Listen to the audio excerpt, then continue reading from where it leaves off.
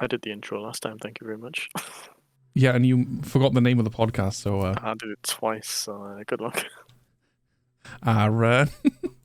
Nope. I think Aaron did it the time before that because that was Yep. when he was calling you out on the Yep. the chili thing.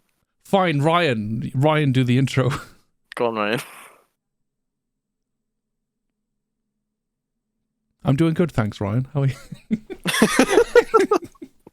But yeah, gamers, welcome to the Listen Gamer podcast. I remember the name of the podcast, unlike Ash did last time. But yeah, I'm What King episode Crazy. number is it? 17, I want to say. Are you sure? No. Positive? No, I'm not. I just pulled a number out of my head. Is this 17? Yeah, it's 17. Ah, see? Always winning. Winners You weren't POV. sure though. I wasn't, no, but like I had big dick energy to say that it was 17.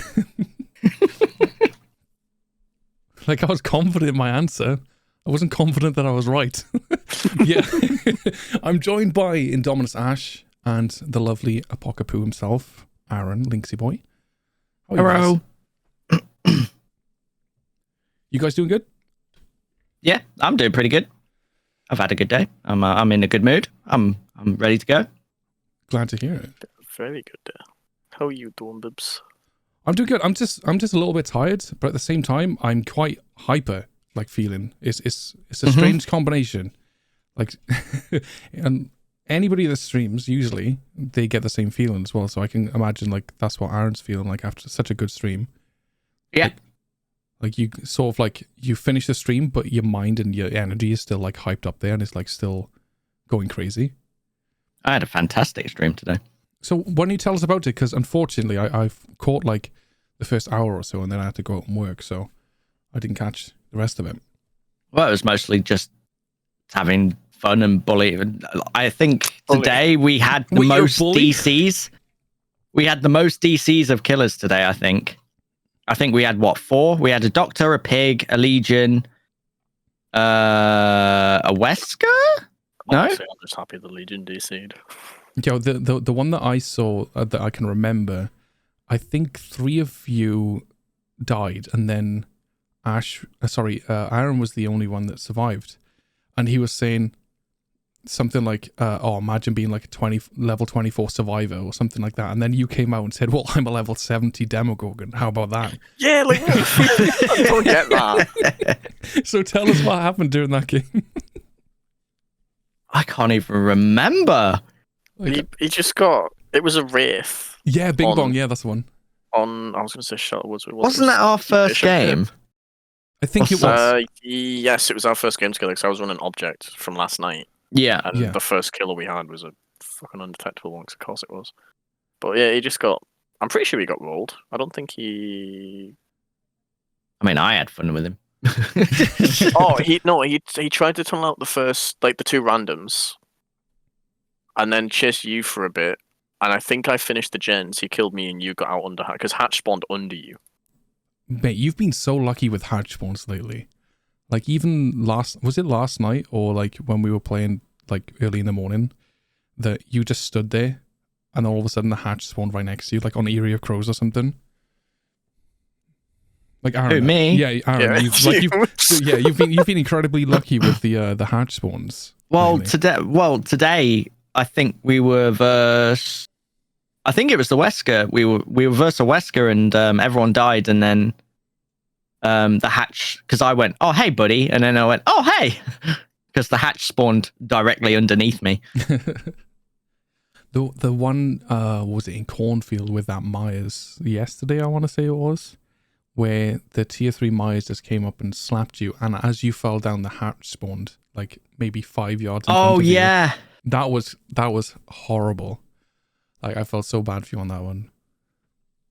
Was very happy because I bought the new cosmetic for Cheryl today. Oh, The no. Princess Hearts one. To be fair, I want it for Fang. Chase got it for Feng, so me and Chase were just doing the duo. The power of friendship. Oh god. But yeah, I've been enjoying Dead by Daylight again, and we played the PTB, and I found it fun. Based on what I've seen you play of the new killer and what you commented on how to counteract the new killer For those who don't know, it's called the Knight. And it's pretty cool. It's got like these 3 sort of sentient guards or whatever you want to call them. And you can, I don't know how the power works. I've seen them charge it up and then like all of a sudden the guard goes out. I haven't played it myself yet, but the guard can come out and then it spawns like this kind of radius in which it increases to a certain size, and then it starts walking around, and if you get caught in that radius, it sees you and then it starts chasing you, and then it can hit you or down you. Easiest way to counteract it is just hold W, and that's it really, isn't it? It's quite easy to counter, but if you got somebody that can sort of kind of predict where you're going and then sort of cut you up on like another way, one or the other, you're either going to get a hit or the guard is going to see you and then chase you that way.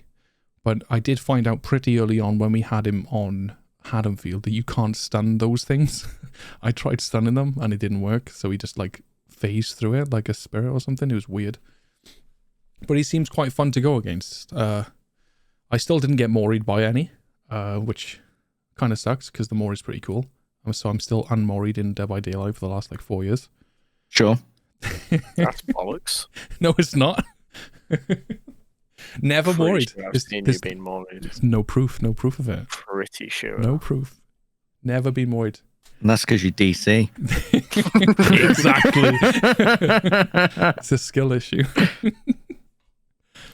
But yeah, so onto another topic, Ash. I want to talk to you about pallets in Dead by Daylight. I've already heard about that. So what do you think of pallets? Do you think they're a good addition to the game, or do you think they're like kind of boring? They're fine as they are. There's nothing wrong with them. If you complain about them, you're either a baby killer or you're just bitching. Oh, it was funny though. It was a good match. It was RPD, and I think I only used like 5 pallets, if that. But the killer just couldn't use the power, and he was just generally useless all over. But I'm quite excited for the Survivor side as well, because it does open up a lot of possibilities for different perk combinations, and gen rushing in a sense is kind of back, where you can.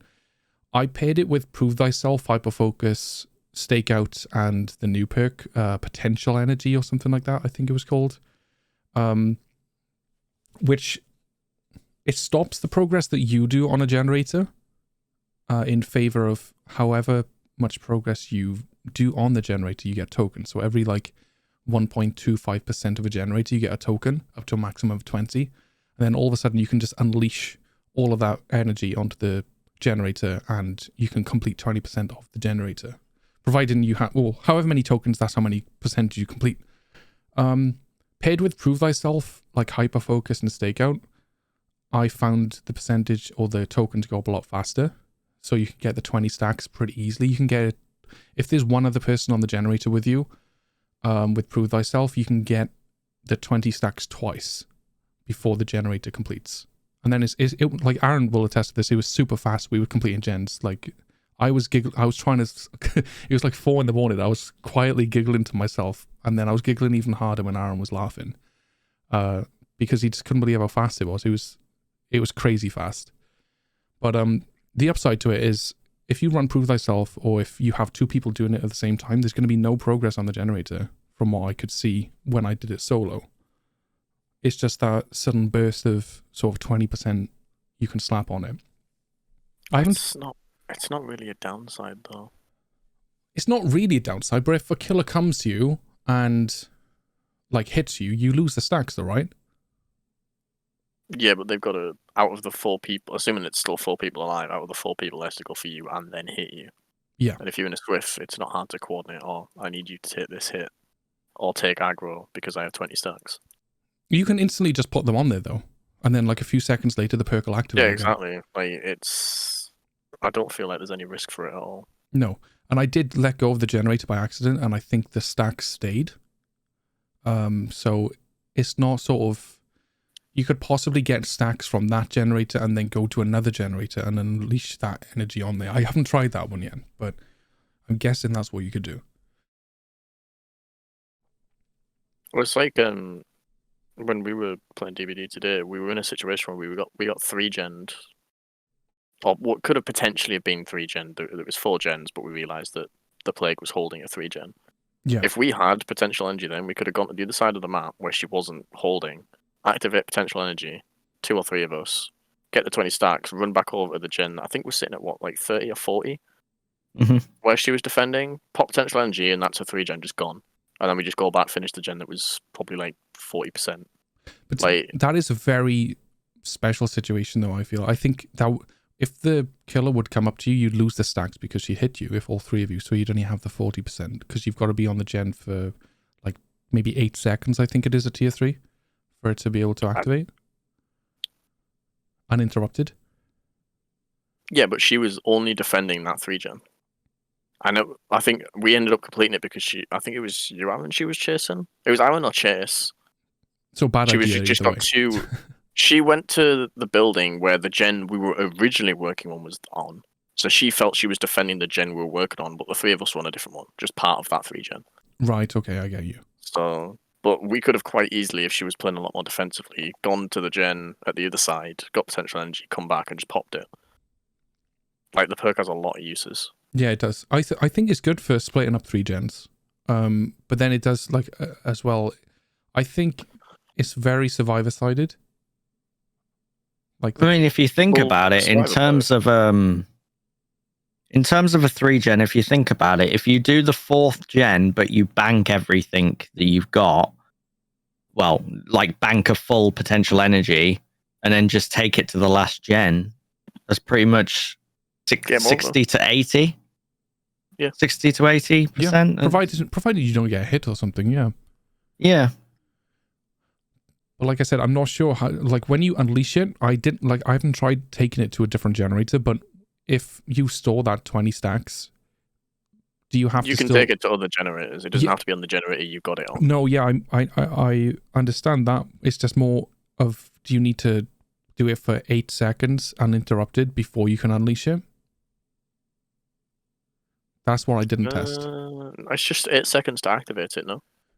It said something Like, like... to start storing it.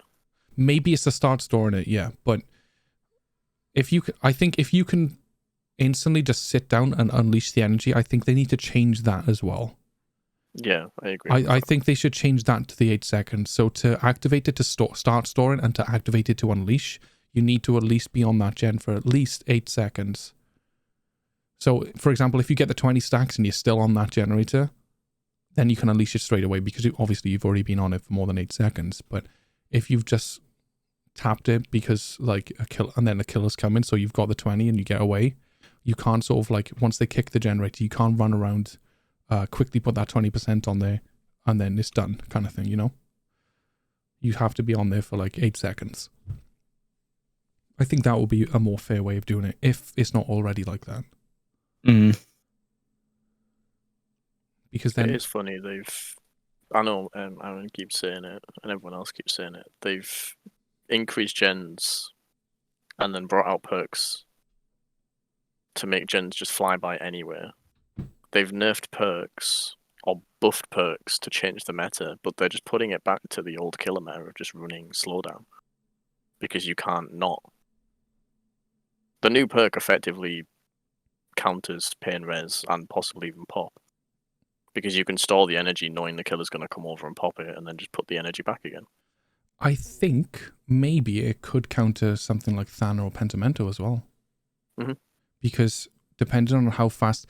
It needs to be tested. Like if you've got maybe 4 stacks of Thana and like 5 stacks of Pentimento, maybe the speed sort of decrease doesn't affect that particular perk. It's what you... That's why it works for hyper focus. It's what you would have done that gets put into the tokens. So if Pentimental's up, you're going to take a lot longer to be able to charge those tokens. Yeah.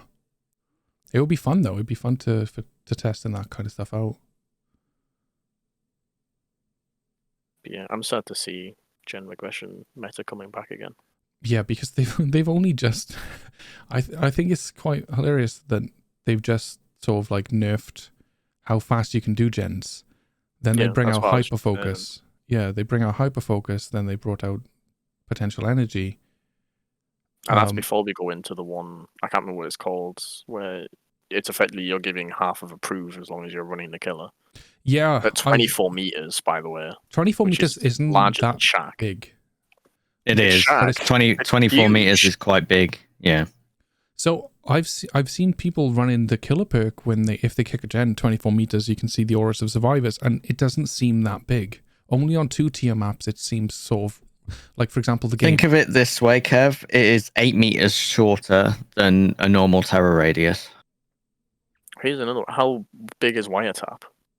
Isn't that 24 meters from the gen? Or something like that? I'm not sure. I'll Google it. real I quick. haven't run Wiretap that often to know. Wiretap's something I'm seeing a lot of. Yeah, Just Wiretap. 'cause it is a strong perk. Yeah, Wiretap is pretty good though. Wiretap is 14 meters. 14 meters. And you can see exactly what the killer's doing around Shaq, no problems whatsoever. Right, okay, I do stand corrected. So that's an extra 10 meters on top of that. Because I thought Wiretap seemed pretty decent, but then I've seen a video, I think it was Super Alf. Super Alf used the new perks on Nurse, and it was on the game I saw one of them, where he kicked a gen and he just couldn't see a survivor. It's only because they double backed on themselves because it was a 2-layer map. On the first game, I don't think he had any value out of kicking the gen and seeing auras because it was just too far away. The 24 meters was just didn't seem enough. So either that or they had distortion or something. I don't know. But it was a good video. Like, because what is it? There's a perk that if you stun the killer, you become exposed. So that with people like Nurse that can just phase then, and you pair that with Enduring. If you get stunned, you got the recovery rate from Enduring. If you have Spirit Fury as well, it breaks the pallet as well. So then you can just carry on chasing them and just one hit down them. That's pretty cool. It'll make people think about pre-dropping pallets, I think, a lot more rather than going for the stuns. Mm. On certain killers, actually. It'd be like that on certain killers. Yeah, I was going to say, I still think the perk's going to be good in its own right. Yeah, it'll be good in its own right. But it'll be super strong on certain killers. Going back to the whole 24 meters argument, remember old open-handed? Like before it got buffed? Obviously, they've doubled the range on it now. I can't think that. I've slept, I'm sorry. Well, it's open-handed, the old one with Kindred. So back before they buffed it, that's how much range you have. Yeah. So the new one's 32 meters because it's 16 and 16. And you've seen how stupid open-handed Kindred is. So it gives you a little bit more like of an idea of how much range that is. Yeah. So I did run it in our RPD game when I was running the killer run, because I was running the killer. If you're looking at the stairs from the exit gate, like in the front lobby, I was running the killer on the room to the right, and Aaron and I think the random was on the gen in the middle of the lobby. So I'm not sure if that hit you from there. You probably won't remember, but because I was looping in there, if it give you the buff from there, that would be crazy. From where, sorry? So I was so if you're looking at the stairs in the front lobby, you know, Yeah. the room to the right where you pass the lockers and there's like that little sort The of room that foyer. got nerfed with the pallet. Yeah, pretty much. Yeah. I was running the killer in there, and then Aaron and Random was doing the generator out at the bottom of the stairs in that lobby, just slightly to the left. That'll be 24 meters easily. So if they were doing the one at the top, that might be outside of Yeah. 24 meters. But the one on the bottom, yeah, 24 meters. that's if it is, that's crazy. Like I can understand it being maybe like the room to the left that I was like I was looping him in the room to the left where you got that big long straight, then the pallet separating it, that just by the stairs where you can vault over the stairs into that kind of loop. I can imagine it being there. That's fair enough, but not on that side. Yeah. So yeah, 24 meters, big distance, buddy. maybe like 18 then, 18 to 20. Just like tone it down a little bit. It'll get nerfed before it hits live. I think a lot of the perks and the killer will get tweaked, so either buffed or nerfed. I only ran it a few times anyway, like because I just wanted to try the new sort of like the gen build. Mm. Yeah, it does look like if it hits live and it's like that, I do think there's going to be a lot more gen slowdowns again. Oh, there's going to be a lot more gen slowdowns regardless.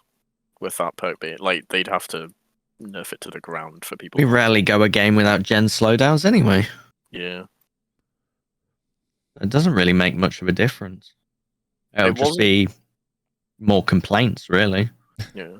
It wasn't too bad before they added hyperfocus. Killers started to like lean off of gen regression. But now with hyperfocus added and now this, I think there's going to be at least 2 or 3 perks for gen regression every game.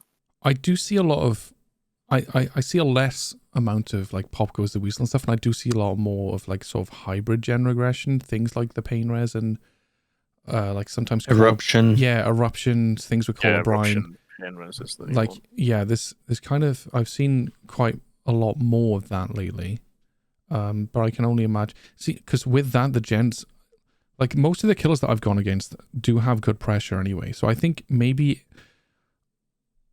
I don't want to sound like a dick when I say this, but maybe the more baby killers would go for all 4 gen regression perks because they don't know the killer or they don't know the loops and whatever as well.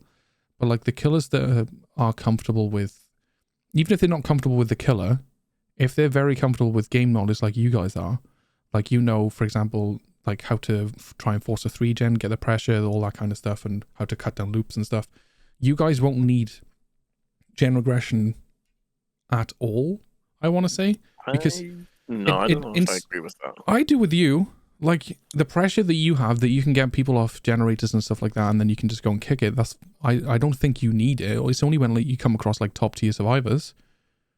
Like you Only on both have- hunches because I have the range. If I'm on any Yeah. other killer, gen regression gets added again. Exactly. Like, but you wouldn't run 4 because your knowledge of the game outweighs your Would knowledge. depend on the killer. Trapper, I can imagine, yes. Because Trapper, I run 2. Trapper's think. just dead. Trapper needs like a huge buff, I think. No, he needs tweaking. They can't buff him more than they already have. He just needs a few tweaks adding to changes like, what's the word? Basically, it's so when he loads on certain maps, he doesn't just flat out lose. Like Area of Crows, for example. If you load on as Trapper on that map, you just lose. Yeah, it's the setup time with Trapper. That's what you can lose like what 2-3 gens by the time you've set up something, and that's if somebody like Ryan isn't going around disabling only traps all the time. It's that and the fact his traps are darker now, but they're making the maps lighter, Yeah, which is the wrong way to go about it. They need to, if it was me, they need to change all of his trap tints depending on the map you get. So they kind of, not necessarily blend in with the floor, but they're not as visible. yeah. I think they should blend more. You're right. His traps shouldn't spawn in the corner of the map. So they need to be No. not central, but they need to bring them in a little bit closer to this, like, sort of the center of the map. How many traps can he handle? Is it 2 without add-ons? 2 at the minute without add-ons. Which is a load of bollocks because I think. Well, it used to be 1. 2 Yeah, is I still know. good. 2 is fantastic. I think you should have 5 though. No. Why? If you give Trapper 5 standard, he'd be too strong. That's why Trapper sacks, you can't move them. No, you Because wouldn't. it's too strong. Have Nah, you, I On disagree. certain maps, he I- could just flat out trap you in an area without you being able to leave. It would be too strong if he can carry 5 traps. No, it wouldn't. I If they- disagree. he's Tell you still what, got to pick them up You and know sell what? them. I agree. It wouldn't be too busted. Add it in the game, and I will main Trapper, and I'll show you. That's fine. You still got to set up, but I think as standard, rather than having like 8 I traps. don't need to set up. If I've got 5 traps, I'll place 1 or 2, and if I manage to get you in a corner somewhere, I'll trap both sides. You're not going anywhere. Yeah, but then you've got to think, even with his trapper sack, right?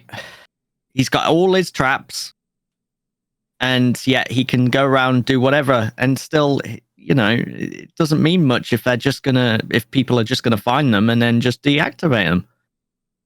5 Well, won't make a difference. That's the base. issue with Trapper Sack, which is why I said it's going to be shit, because it's fantastic he can carry all of his traps, but he can't move them, because that's what they had to do to make it balanced for him. Because if he could move them afterwards, he'd be too strong. Yeah, but that's 8 traps. It would that be an we Iri carry. add-on. I disagree that Trapper would be too strong with 5 traps. I think 5 traps is a good balance because like you've got enough where you can sort of instantly lock down a proportion of the map without needing to go like run around like half the map to like you place 2, then you go back up and you got to run across the map to get another 2 and back and forth. You're wasting too much time like picking up the traps that should either spawn with you because you are Trapper. Like like Freddy and Hag and stuff, they haven't got to go across the map like picking up their phantasm traps and their dream snares or their dream pallets. They've got the power to do it. So why can't Trapper, as like an expert trapper or hunter, whatever Like, you want to call him, just have? Don't get me 5? wrong, Ash. It would make him stronger, and I think it's a change he probably needs, maybe. But it wouldn't be too strong. I think it would be way too. I'd be if they wanted like 2 at the minute for me. I feel there is occasions where it would be nice to have 3. At a maximum 4, but I wouldn't allow him to spawn with them. I'd say Against high MMR survivors, it still wouldn't make a difference. It's like, not shitting on Ryan, but Ryan isn't like a top tier survivor, is he? But as soon as we face a trapper, because he knows how to play trapper and stuff, he is constantly up that trapper's ass, disarming the traps. As long as they haven't got like, what is it, the add-on where if you disarm them, you're injured. Ryan is all up his ass, like just disarming every single trap, and we are just smashing out gens. And 9 times out of 10, the killer either DCs or just like gives up because he can't get anyone in his traps, and he can't find like Ryan disarming his traps because Ryan knows how to play trapper, so he knows where all the sort of like trappers' locations are, what would be best to place them. So he's just there constantly. That is part of playing trapper, is adapting to that. Like, I know it's difficult and hard to do it, which is why it's such a frustrating killer to play. Yeah. So that is part of it. You have to adapt to how the survivors are playing. But how can you adapt to someone hiding in the shadows or the bushes or whatever behind you, disarming everything that you do and calling it out? Like, exactly why I think it wouldn't be too strong. Even if he's playing like solo. Wait, right. We are going to go around in circles on this topic because I know you aren't going to change your mind on it, and I'm not going to change mine on it. It was a spitball more than anything. I just thought 5, because 5 out of 8 traps, I think that's pretty fair. I'd say 4 maximum, but he wouldn't be allowed to spawn with all 4. He'd spawn with 2 and be able to carry another 2 if he finds them. That could be another add-on. I add-on. don't think he should spawn with 5. If they added it to the game, I don't think he should be allowed to carry 5. I think the changes the 2 changes they should make, which are pretty much even on sort of nerfing and buffing, is giving Trapper 5 traps as base, and then he's still maybe he's got the 5 traps as base, but then the other 3 traps or however many there are left on the map, they spawn more towards the outside. It's a forced spawn more towards the outside. So then if he does need the rest of the traps, he needs to go and get them. But if you think 5 is too strong, do it that way. And like we've said before, the nurse thing, for example, you shouldn't be able to like recharge as you're so fatigued. Like those two buffs and nerfs combined with nurse nerfs, trapper buffs, I think that would make it a much more even playing field for the worst killer in the game, arguably the worst killer, and then the best killer in the game by far. Trapper needs something to like bring him back up. Trapper needs tweaking, I agree. Buffs to a degree, but what would you do? That's too extreme. As I said, that's why I was like tinting the traps, making the traps more centralized. Honestly, would be enough to push him up a few tiers. He would never be a nurse tier. It would. It would barely push him. Most of his downtime is set up and then going to get other. You can lose a gen just going to the corner of the map to pick up a trap. You can lose 3 gens by doing that. Well, you expect to lose a gen or 2 when you're setting up, because Trapper's not an early game kill. You can play him early game because you set up as you're running, but he is more of a mid to end game killer, and he relies on that snowball. I am a shit trapper. I will hold my hands up to that. Every time I play trapper and I haven't gone just pretty much M1 killer the entire time. If I've not done that, I've always, by the time I've grabbed some traps and like set up like by Killer Shack and like a loop or TNL or something. You expect to lose 2 or 3 gens. Exactly, and I always lose at least 2 gens. Yeah. More often than not, it's 3. And then it's game over, because by the time I've set the traps and I've tried to push them and like go towards the trapped area, they've already completed the gens in that area, so there's no point me being there, so I need to pressure the other side of the map. With Trapper, you need to trap. I always push it too far, but you want to get 2 relatively decent traps in high traffic areas. 3, maybe, I think 4 is probably pushing it, because I normally push 4 or 5. Then a gen should pop, or 2 gens will pop. But after those 3 are down, you want to go and get a down yourself. And that's probably about 2 minutes or 3 minutes that you've wasted doing that. When if you had 5 traps... That's not 2 minutes setting up 2 or 3 traps. Well, you've set 2 traps, and then you got to go and find another 2. Yeah. So you normally spawn next to 2 or 3 traps. but you've still got to replace the other 2 traps that already came in your kit. By the time you place 3 traps down and you've got your first hit on a survivor, you probably lose a gen. Ish.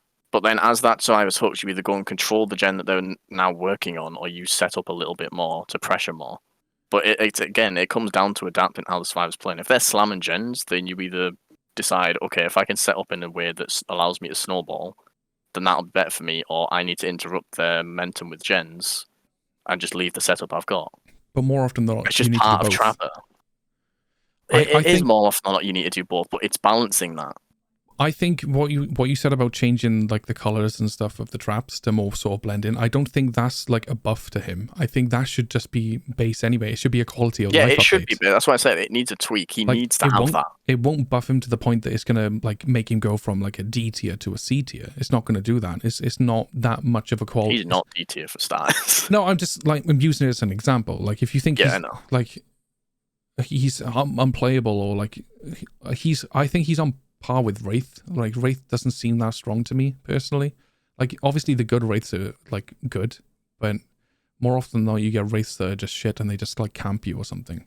But I think Trapper having like not transparent traps, like give him a sort of give it an opacity to it, but like make it sort of semi-transparent where just the texture, so you can get the sort of rusted or whatever texture of it, but then because it's sort of like opaque, it'll sort of blend with the maps better. Make sure that it's not invisible. Like there's some traps where, remember when you can put it on the stairs or like the openings of Killer Shack and stuff like that, and it would just like totally disappear. You couldn't see it. Oh, I know. I used to do it. Yeah, exactly. So like obviously But, not make it too opaque that it'd be like that, but put some kind of transparency. If they're too lazy to like sort of put a texture for each individual map or something, just so it Yeah, blends if in. they're too more. lazy to do that, transparency would work, but they would need to still make it visible because they can't just make it That's why I mean impossible it's like to see. it's kind of, think of it like frosted glass. Like you can still see through, but like it will take up a texture or something. Like if something's behind it, it would still like you'd still see it. Obviously not to that degree, but that's more of a quality of life update for Trapper because of the amount of light maps. Where I think if Trapper started with like even 4, then if you want to like take it to 4 middle ground, start with 4 traps as base. Start You- with 2 and be able to pick up another 2. I don't think you should start with 4 outright.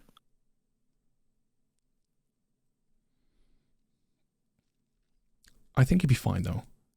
Like 'cause at least you can lock down a loop and then like you have 1 trap left over.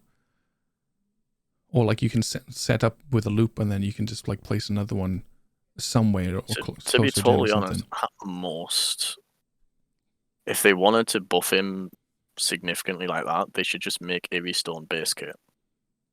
I don't Where think it's that the much traps of that you have already set, if they get disarmed or they're stood in, they just rearm themselves. I don't think if they were to do that, maybe carry, if you wanted to change like the base kit stuff, maybe carry 3 base kit, but then if you disarm a trap, you are sort of like hindered because like for, you know, when, what is it, Wesker chokes you and that bar fills up and then you get slow for a while.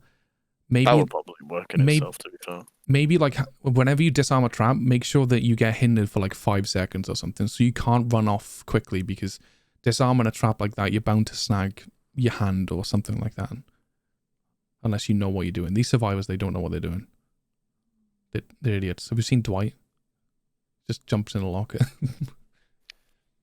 But yeah, I think if they were changing or buffing trappers, something like that, he either give him like 4 to 5 traps base, or give him 3 traps and then base kit. If anybody disarms a trap, they get hindered for like 5 seconds, and then they can change the add-ons to like increase the hindered to like, I don't know, maybe 10. So if somebody like aren't terrible though. what's not terrible? Sorry. His add-ons, like as they aren't Yeah. terrible. No, I know, Like but his like worst add-ons are what used to be his best with the darkened traps, because there's just lighter maps now. yeah. So maybe change the those add-ons rather than darkened traps. Put it like blended traps. Like if they did do the quality of life update, they could be like, yo, his traps are like blended in more, and then if you use that add-on, his traps will blend in more again. It's kind of like you know, the fog add-on, or increase the mist or something. Yeah. It's kind of like that. So like the more mist there is the harder it is to see or whatever. But same thing with the traps. Like depending on the map, it makes it harder to see the traps, regardless of what map it is. Like obviously then bump it up because I think the darkened traps, are they grey or brown? The darkened traps go more of a dark brown. Yeah. What's the color of the add-on? Is it like common? Green tar bottle and yellow logwood dye if they're still They could the bump that up. names and what they do. Yeah. If they did do that, I think they could bump that up to more like, or is it yellow or airy? One of those two. Because if they blended in more and then they blended in more again, I think that would be pretty strong. Well, that's what people used to like. They would use both the darkened ones and go Yeah. on the map like the swamp, and you could not see the trap. It was practically invisible. And if you're thick like me and you don't look anyway, you don't see the traps because you're already in them. Like I only jump in, like I'm But confident. yeah, I'm pretty sure if I'm correctly, they buff or they give Trapper like a quality of life thing. They give him his 2 traps, made his traps a little bit darker, and I think the next update was making Coldwind lighter, like the new Coldwind that we know, Wait, which just kind of reversed the whole thing. Coldwind lighter? It's already light as it is. Look, Coldwind before was duller, if you remember.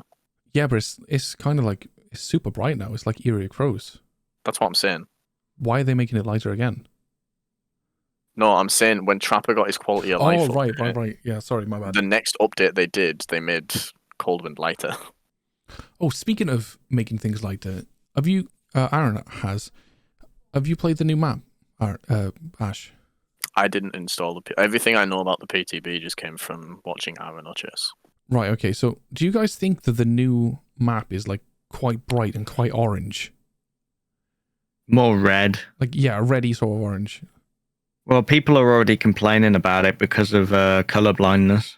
Yeah, I've Yeah. seen the pictures for color blindness. It's but they have color blindness this mod, so I don't know how that plays into it. It didn't really, because people tried to put the filters on for the color blindness. It didn't really work. Yeah, I just found it incredibly awful. Like everything sort of merged into one color kind of thing. Yeah.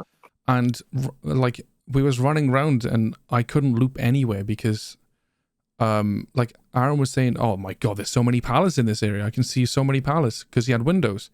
I was like, where the fuck are the pallets? I just couldn't see them. Like I didn't have windows and everything was sort of like merged into its own reddy, orangey sort of blob of mess. And I just couldn't sort of find anything because the new texture of the pallets was on there as well. So like they were sort of like thinner sort of pallet boards put together. So they sort of merged into the surroundings. It was only like in Killer Shack or like in TNL loops and stuff like that, then you could like drop a pallet. That's the only time that I saw pallets when they weren't broken. But it wasn't the nicest experience for me. Like, and I don't think like I'm colorblind in any way. But and for people with I do colorblindness- think they messed up on a bit of the design of the map because it's very powerful for Huntress or Deathslinger. It's not enough high loops. I think it's very powerful for a lot of killers, especially things like Nurse as well. Because I wouldn't say a normal M1 killer. Nothing like Ghostface or no, Freddy.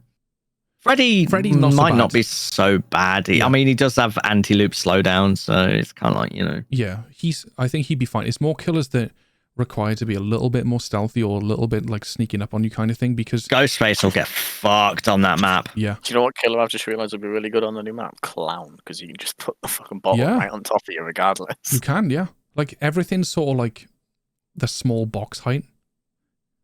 It's kind of like the same height as a dropped pallet everywhere. There's no up or down. There's no level change. You can just I think it was on Super Alp's video actually. He went up into the main building after he killed someone, and he thought, I wonder what it's going to look like up here. How much of the map I can see? And he could literally see everything on the map outside that window because there was not one level change. It was just everything was just flat, and things like Huntress and stuff. I don't even think you'd have an issue with, even like if they crouch behind the objects, because of how good you are with like dipping the hatches and stuff, you'd be able to hit them no problem. It depends on what the hit, because if it's anything like the The last map, The I can't remember the name hitboxes of the are fucking tighter map. now. So he But no, did- you get what I mean. If Yeah. there's like certain places where the hitbox for like a bush is significantly larger than what the bush is. Yeah, so this is what Alf was saying. He was going around blinking and stuff, and he said usually when he would blink these particular paths and stuff, he would get caught on things, especially like on a PTB map, because like he would have like a lot of sort of like hit detection, or the texture or the hitbox would extend further than what the thing is, so we would get stuck and then he'd miss the hits. But the amount of hits that he hit perfectly, because the hitboxes of everything were sort of like dialed in pretty well. He was very surprised, and he was surprised on a PTB that he was that sort of well done. They So- probably will look at raising some of the heights if it proves too powerful for certain killers. I think they should. The only hilly thing that I saw was like, it was kind of like a pier kind of thing. It was like a stairs up and a stairs down, and then on top of it was like, I think, a hook and 2 lockers, I want to say. And then like it was on that game that we had with the Noed, Aaron. Because the random cleansed the Noed up on there. It was right next to Killer Shark. I can't remember what it was. But there was... Well, from what Alan was saying, it's good for surviving because there's technically 2 killer sharks now. Yes. Yeah, pretty much there is, yeah. I'm pretty sure I saw 3. I'm not too sure. I was too busy just giggling to myself. Well, there's of the you main giggling. building, there's the shack, and then there's like a sort of shack, but it's more broken down with a god pallet on it. Yeah, it's... But then the main building also has a god pallet, so... It kind of reminds me of, you know, in Blackwater Swamp when you have that main building and you got the upstairs. It's kind of like the downstairs have been chopped and the upstairs have been lowered down to the ground. It's kind of like a little shack like that. And then also, from what I saw of the RNG on like some of the games we were playing, there's about, you know, those Coldwind farm loops with the tractor on it and then the hay bales, Yeah. the long L loops. There's about 3 of those chained together. It's mad. I'd need to play that with Windows because I'm going to need to know where I did. I know, it was like a Christmas tree. Like, there's so many pallets. I was like, where are the pallets, dude? I can't see them. Oh, I had a fucking field day. So many pallets. And then, because there's also a sort of second main bit. I wouldn't say it's main building in a sense, but The main obviously building's the two-story, it's isn't got it? that tiny raised up gallows bit, hasn't it, at the other end opposite the main building? Yes, I'm trying to think. It's I got think I like know a what you mini mean. market, something like a mini Yeah, market yeah. on it. That's also got a really good pallet on it. And then if you drop it and stun them, then you just get freaking balanced landing off the Just off the edge. off the raised platform. And then you can easily get to shack or main building or, you know. But they did this with RPD when they reworked RPD again, where they just went overboard with pallets and then quickly realized the mistake. So we could end up seeing a repeat of what happened to RPD, in that they either change or spread out the loops a lot more. Possibly. The only reason why they would do that is, I think they would do it if they raised some of the... If they put some hills in, or if they raised some of the obstacles to make it more friendly for other killers that require a little bit more stealth, or like sneaking up on survivors. I do think it needs a bit more Huntress defense, because And Nurse. all the loops are just too... Well, Nurse won't ever really matter, I will was it? going to say Nurse doesn't give a shit No. what map she's on. Yeah, no, I know, but like a good nurse, like an average nurse, rather, a nurse that knows the blink distance, they will be so powerful on that map. Like, that would be like the new Midwich for nurse, because you can literally see everything.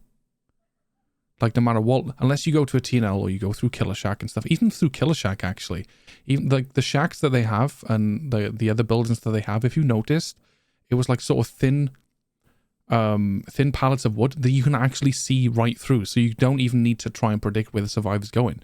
If you're actually paying attention and you're charging your blink, you can look through the buildings to see where the survivor is, or if the survivor is like doubling back on themselves or something, and you can predict, well, not predict because you can see them, but you'll be able to blink to them and just bonk them on the head. Like, it's quite, like, I think that's the most powerful map that I've seen in the game for Nurse. In a sense, I mean, Midwich works because of its size, but yeah, Midwich because of the you know, size. it's just with the new map, it does have its size, and it does have a lot of like things you can go around to kind of negate nurse a bit more. But any good nurse would sort of pick up on the pattern that you're doubling back every time, or like every 2 or 3 times you're doubling back, or like you're holding. But W. it's not necessarily doubling back. It's more, it's like it's got so much on the map in general, like from just hay bales and broken down carts and different bits to just go around. It's you know. I think it'd be cool, like, to play the PTB and nurse on that particular map, like maybe after this or something, because I do want to see how easy it is to play against or play as nurse on that map, because it's. I mean, I'll go as nurse. Yeah, sure. It's no Starstruck though, right? Can't promise. Starstruck I'll ban perks, so we go perkless. But no, I genuinely think, because everything's sort of like maybe shoulder height, maybe a bit less than that. I just don't feel it's kind of everything's the coils, like in, for example, Macmillan's. You know when you jump out of the window of the main building, and then there's like 2 stacks of that coiled wire or whatever it is, and then there's 1 stack of it. Everything's like the size of 1 stack. Everything's like quite short. So like as a huntress, you could just like throw a hatchet and it dips over, and as long as you're good, you'll get the hit. I'm quite worried about playing demo on that map, considering there's so much on the map. Like I was saying earlier, there's so much on the map to go around. I can't get a straight line of shred. Yeah, because you can zigzag in amongst everything, and it's that will be difficult. But going back to nurse again, actually, because you got to zigzag out of things, that slows you down. So it's easier for a nurse. Like what are the killers? Bing Bong would be able to body block quite easily, I guess, if he can get in front of you. Pig with the charge attack, the pounce or whatever it is, she can pounce for a long time. Ambush. Yeah, the ambush. Is it? No, it's shred, isn't it, for demo? Yeah. Ghostface would very much struggle, I think. Oh, Ghostface is going to get destroyed on that map. Yeah, the current way the map is, maybe Trapper would be half decent if you put the traps in certain. Like, well, the ground seems good for the color of his traps. Yeah, that I noticed. And because the loops are awesome, they're not really loops; they're just obstacles, really. The obstacles that you have to run in and out of, they're quite tight. So positioning the traps would be fairly easy, but still, you've got to get the setup done first. Yeah. But the thing is, because the map is so open, you'll be able to see Trapper from a mile off. Exactly. Yeah. It'll kind of just make him kind of useless anyway. Then there's Wesker. Wesker would be more difficult, I think. Oh, Wesker's not going to be great on that map. Yeah. But then again, thinking of that tentacle dude, Mr. I forgot his name now. Jeez. Nemesis, yeah. Just call him Daddy. He would be pretty good because he'd be able to hit over. He'd be able to pretty much hit over all of these loops, because if he can hit through pallets and hit over pallets, then you'd be able to do the same thing over these loops, right? Yep. Dredge. I'm not too sure about Dredge. He might be kind of even, because he can put his too open. He can put his portal down, and like if you chase him around, as long as you don't go to that particular loop or back around on itself. Well, if you think, Kev, how many lockers did you see on that map? Oh yeah, you're right. It wasn't very much. It was only like by Killer Shack and just on maybe that corner and then the other corner. There wasn't many at all, was there? No. They'll increase lockers anyway because of Dredge and obviously Killers needing the lockers anyway. Oh, there's one thing. Well, they would have done that on the PTB anyway, because you can play Dredge on the PTB. Not necessarily. They'd probably be more bothered about the layout of everything. They'll probably add more lockers. Not really. Afterwards. I wouldn't say so. Can we briefly talk on the pig Gussie, by the way? No. Have you seen the Pig Gussie, Ash? I have no idea what you're on about. Right, so on the new map, On the new map, if you scroll, I think I put it in our podcast group. Yeah, I did. If you scroll up a little bit, there's a pig on like a wooden sort of, I don't know, Yeah. table or something. And if You've looked in on its arsehole. no, it's not an arsehole. It's a gussie. It is someone of behavior had to draw and sort of make a pig pussy. So yeah, there's that job. I wonder how much they got paid for it. So there's a pig gussie in Dead by Daylight now. So they're bringing more and more sex themed things into Dead by Daylight. So eventually, it's not going to be like Dead by Daylight and Hooked on You. It's just going to be both. It's just going to be sex and DVD simulator. Pigushy. Pigushy. I would like to pork it. Haha, shit joke. But yeah, the other killers that are just Did quickly. just get it? But the other killers on there, Hag you'd see her set in the traps, but you'd possibly forget about them, or like you'd run through a loop and whatever. And then Hag doesn't really care if you see her doing it, though. Most people play Exactly. scroll wheels, so if you disarm it, you're getting twatted anyway. yeah. Then there's Billy. Billy will probably struggle because of the amount. Oh, of, Billy will get destroyed. yeah. Bubba, unless you can control him properly, can be tough. But I find controlling Bubba super easy anyway.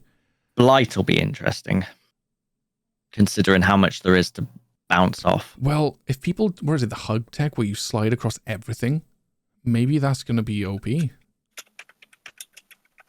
never know. I don't know. A lot of things you can bounce off. I wouldn't really say you could hug tech off. Bird Mommy I think she would be pretty powerful, thinking of it. Not if you can see where she's placing the crows. Yeah, but if she can see you, if you can see her, she can see you. Yeah, so it'd be quite easy to dodge her. Not particularly because the objects are so close together. Like you can place a bird down and it'll go through half of the stuff, and if you try and counter it by placing one to the left or the right, 9 times out of 10 they're either going to walk into it as it's going, or you can just catch up to them because they got to zigzag in and out of all the little obstacles and shit. It'd be quite interesting, I think. Doctor would be fun. I think I would like to play Doctor on that map. Might be strong for Doctor, actually. Because if you slow down and you can't drop pallets and stuff, with the amount of pallets that are there, I think it'd be pretty good. Legion and Plague? Won't be good for Legion. No, I don't think so for Legion. Plague, maybe? Plague's projectile, so yeah, it'd be good for her. Yeah, that's what I was thinking. Myers is going to be shit. Myers will not survive on that map. No. It would Spirit. get him a lot of It'll hit tier 3 easily if there's no way. Yeah, tier 3 will get easy, but then again, you got to maintain it, or you actually got to catch them as well. And with all the pallets on them. Yeah, exactly. You're going to need that expose perk whenever you get stunned. Oh, Oni. Oni, that'll be tough. That's kind of like Blight, isn't it? In a sense, yeah. But I think it's a tougher version of Blight. Because you can't turn that fast with Oni, and if somebody goes through some of those obstacles and then just like does a hard left or something, you're not going to be able to do that flick because they've limited Oni's sort of range on his flick, haven't You they? can do that flick. You can still? I think you have to like flick up or something as you're turning. You can do over 90 degrees or something. Ah, right, okay. I've never done it myself. I just know it does exist. I'm pretty sure it is a bug, just like Ah, right, okay. the hug tech is. So it'll get changed eventually. Deathslinger and Executioner, that'll be interesting. Deathslinger can shoot over everything then. That'll be pretty cool to see if you'll be able to get the reel in time. Executioner, if you place the barbed wire and stuff. You said the things aren't that high, so it wouldn't break the chain. So you should be able to reel you in. Yeah, that's what I mean. So as long as he can get around the obstacles and get the hit, he wouldn't be able to hit over them like with his M1, like you can at a window. But with the reel in, theoretically, he shouldn't be able to like break the chain. So he should be able to get over the loops or around the loops, all things considered. Trickster, oh my god, that's going to be disgusting. you're gonna have to have like urban evasion or something, and just hope that you can't hit your head. Twins would be fun. You should be able to hit your head. Trickster's got a lot less of a hitbox than what Huntress does, Yeah, so it's not as hard to hit over obstacles. the twins would be fun because I think everything's, like I said, it's like a dropped pallet sort of height. Oh, And- Victor can launch over everything. Yeah, so he can launch over everything, so that'll be quite fun. And twins. Yeah. And then if Charlotte can like sort of block loops and stuff, putting her like sort of in the middle and then getting the chase with Victor and then going back to her or something, that would be quite fun. It'd be good to lock it down. But it depends if they play edge map as well. You could play edge map because I think that's the only way to combat nurses on that map is just playing around the edge constantly. If you go to the middle, you're going to be down super quick. Cenobite, he can throw his chains over things. So he'd be able to catch you pretty easily, I think, as well. Oreo. Because she's short, she might have an advantage. But I don't think she's going to be particularly powerful on that map. But then again, I haven't played a lot of her. I'm not sure about you, Aaron. You are? Have you played a lot of Oreo? No, not my playstyle. How do you think she'll be on the new map? Not great, because she's probably arguably the weakest killer in the game at the moment. Really? Mm-hmm. Yeah. How so? I thought like Wraith was one of the weakest, personally. No, I wouldn't say Wraith. Wraith is probably one of the weakest, but no, for me it boils down to Onryo, and the only thing I feel like she's got going for her, of course, apart from her teleports, is that she's the shortest killer. Yeah. But then it just boils down to that she's just an M1 killer. I find her out of everyone of the killers, Sadako and Ghostface are the easiest to loop. And Myers, right? Depends. Myers is very situational. Like if you're at Shaq and he's at tier 3 and then you go over the bloody over a vault and he's got bamboozle and stuff, like you are genuinely forced to throw that pallet no matter what. What about Demogorgon then? What do you think out of all of the killers on that map in particular, how do you think Demo fares? Do you think he'd be at the bottom of the list? Not really. Just because of Barb's glasses. What does that do? Is it faster going through? 15% faster pallet break. Yeah. Is that with Shred or just M? That's with Shred. With Shred, okay. The best thing about Demo is he can clear out pallets quite quickly. You don't need to do a full Shred on it, do you? No. So you've pretty much got the tiers of you've got a baby Shred. Yeah. Which goes about 5 meters? 5 or 6 meters, and then you've got the fully charged Shred, which goes about 8, 9, 10 meters. Yeah. He can clear Shack, so whatever that is. From one door to the other door of Shack, he can clear. Say what, 15 meters then? Maybe 20? Possibly? Because if, what was it, Wiretap clears Shack, and that's 24. Don't actually know. I don't know the DBD Shack length. So he can go at 18.4 meters a second with his Shred. So I'm guessing is that the from door to door? I'm just looking on the Demogorgon wiki right now. So his movement speed is 4.6. Mm-hmm. Of the Abyss, I'm guessing that's when he's tunneling through, is 3.86. And then his alternative movement speed of a Shred is 18.4 meters a second. Jesus. So I'm guessing a full Shred is like around 18.5 meters, Yeah. which is pretty bloody long. Well, that should be from one door to another then, yeah. Yeah, probably. It's crazy. That means a baby shred would be about 12 meters on average. It's cute though. It would be fun to have like a little baby demo or something. I've actually got to. That's one thing actually that has interested me. I haven't tried demo on the new map yet, and now I kind of want to, just so I know what I can get over. Yeah. Oh, dude, I want to see you shred off the top of the building out the window. See how much you can get over, like with extend.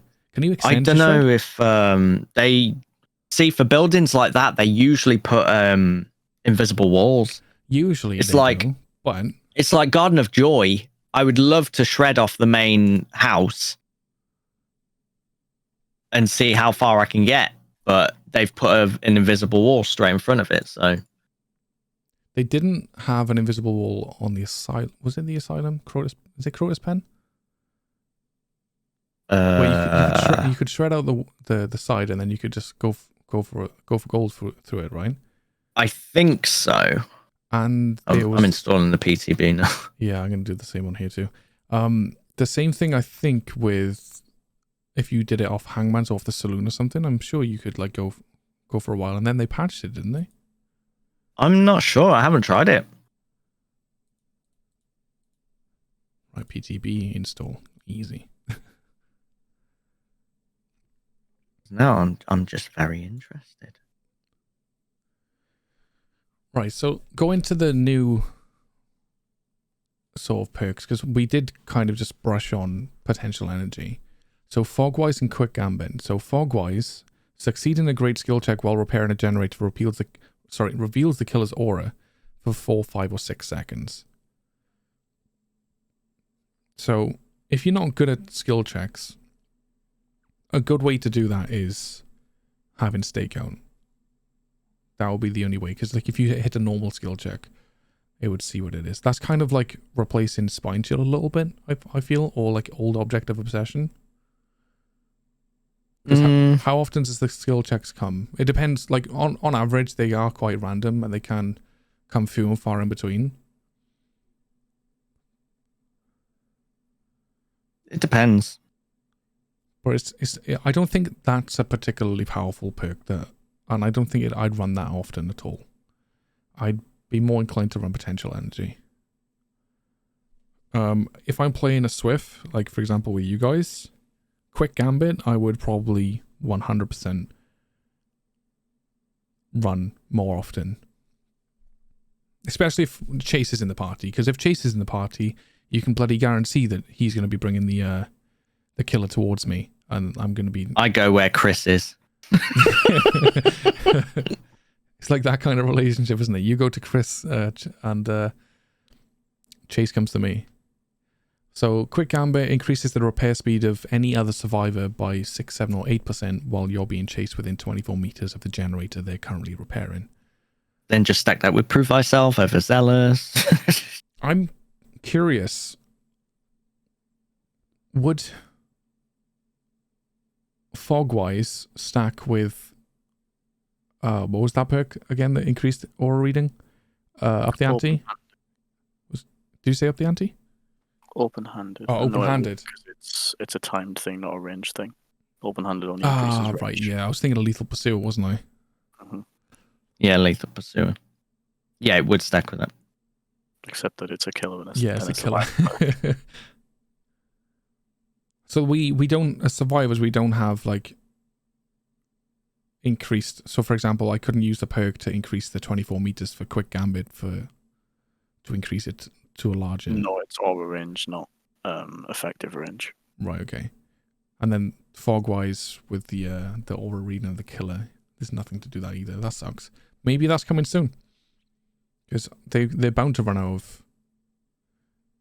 of ways. I to think they're increase. already running out of ideas. No, yeah, the fact that they nerfed gens and now they've brought 2 perks to increase gens. Yeah, like they can't bring another perk to increase how fast the gens go. Like the only other thing that we have is like this is aura reading, because this is 2 perks that have increased the gen speed, for fuck's sake. It's daft.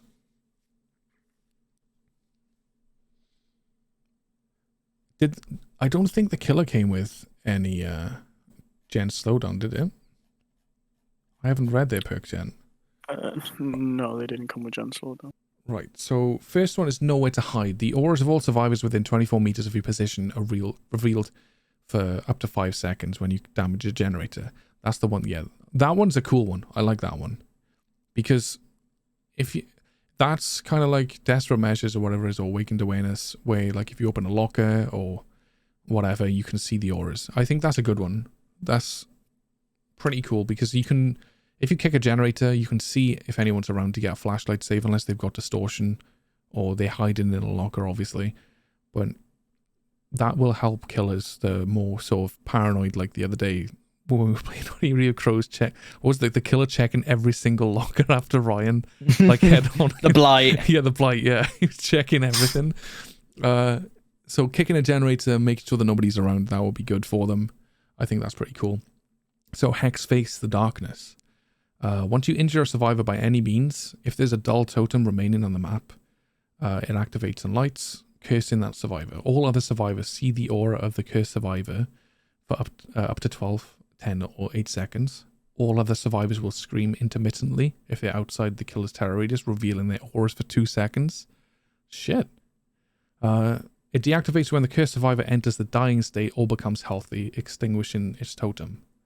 And then I'll be honest, it's not very good. Then it's disabled for the remainder of the trial if survivors manage to cleanse it. It doesn't sound that good. It's kind of like a doctor when you're in tier 3, or like you've got the add-ons Pretty much to make them scream or something. But pair that with Lethal Pursuer, so you can see the auras for everyone like more easily. I don't know. And maybe Bitter Murmur. I've said it'll pair well with A monitor? either aura reading, killer, or dead man's, because if they're screaming, it'll interrupt the gen. Oh yeah. So it'll mean that they can't do gens at all. And if you've got Monitor and Abuse as well, that makes your terror radius smaller. So there's less likelihood of them screaming, unless you're in a chase. Like, it's good. I don't think it's going to be meta, or like used. Oh no, it's not going to be meta. It's just going to be a very annoying pack to deal with. Yeah. I think it's going to be used for like the first week or two, and then people are going to realize that it's like quite shit and it doesn't sort of synergize that well with many perks. So they're going to just go back to like, I don't know, something like Nowhere to Hide, Lethal Pursuer, and Pain Res Eruption kind of thing. And the last one is Hubris or Hubris. So whenever you're stunned by a killer, that survivor suffers from the exposed status effect for up to 20 seconds. And it has a cooldown of 20 seconds. So some content creators did a test on this. Mm-hmm. If you just hold W, if it does get triggered, not even with Endurance Spirit Fury, but if you just hold forward, after they've broken the pallet, it'll run out before they can get to you. Unless it's Nurse, obviously. Yeah. So if you can last 20 more seconds, which should be easy if you're not fucking around. Yeah, you just literally hold forward. And you can outrun it. Is that they did the tests. Is that just like normal Bloodlust, or is that with like Bloodlust 3? Well, if they're breaking the pallet, they won't have Bloodlust anymore. What, Bloodlust goes that quick? I haven't played Killer and broke pallets like the moment you break a pallet, Bloodlust goes. Oh right, okay. So they'd have to like avoid the pallet and just like chase you instantly for it. Yeah. But then depending on the loop. Yeah. Does it still trigger like if you're Blight, for example? No, because Blight can't dash, do his M2 and then hit you because it doesn't count like it does for right, yes. So it doesn't count for Nurse, yeah.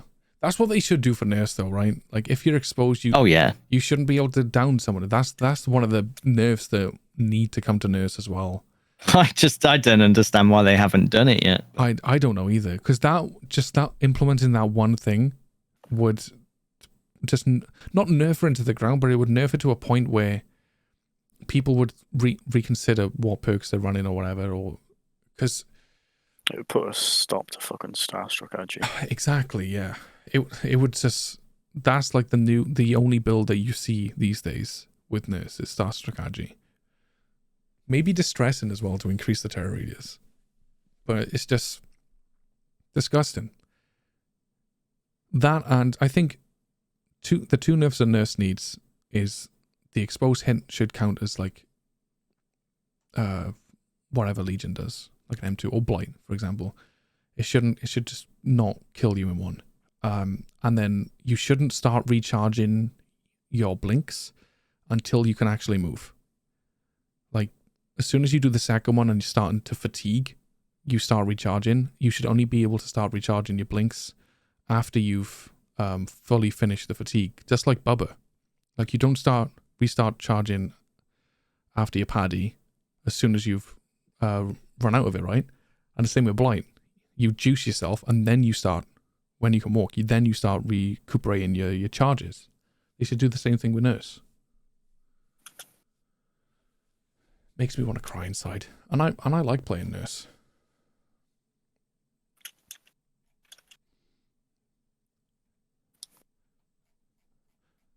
So on the times that you've played the new killer or played with against the new killer, Aaron, how did you find it?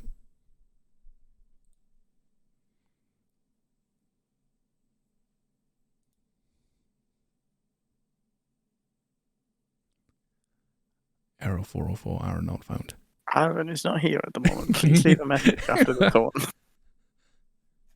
Wait, did I? Oh, right, okay, I missed that message. I was too busy looking at the wiki.